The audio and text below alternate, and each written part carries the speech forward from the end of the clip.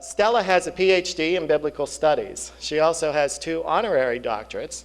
One, which was bestowed on by the Pentagon, where Doctor of Humanities, for the first Christian music concert at the Pentagon. A second honorary doctorate is in sacred music. She is a gifted entertainer and a very bright, smart, talented humanitarian who has done tremendous work with domestic violence and helping women rise up above their circumstances. So without any further ado, I'm going to call my friend Stella up. I am honored to be here, but I'm also very thankful to be here with all you distinguished people. And I would like to say from the scripture that God uses the ways of the foolish to confound the wise. So that's why I'm here. Should we think we're wise? Bless me, being from the Appalachian Mountains, which this is right in the midst of them, I have always tried to remember constantly, whether I'm at the White House having my picture made with President Bush or whatever, or being at the State Department dinner or at Buckingham Palace or whatever, that I'm still an Appalachian child. And I never forget that for one moment.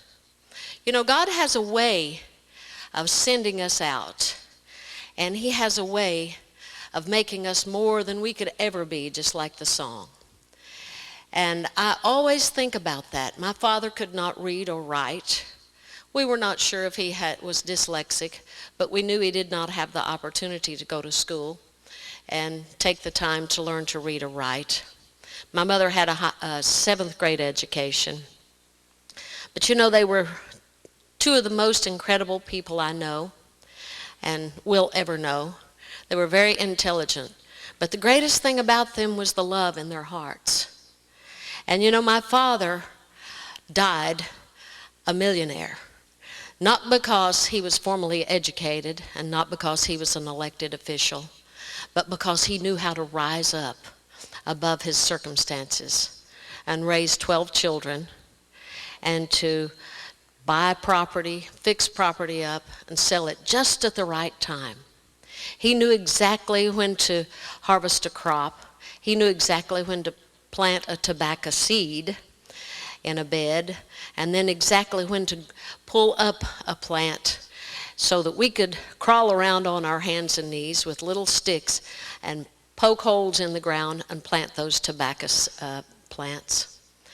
But he also knew when to listen, not only to his heart and to his spirit and his conscience, but he knew how to listen to nature, which is all part of what God is about.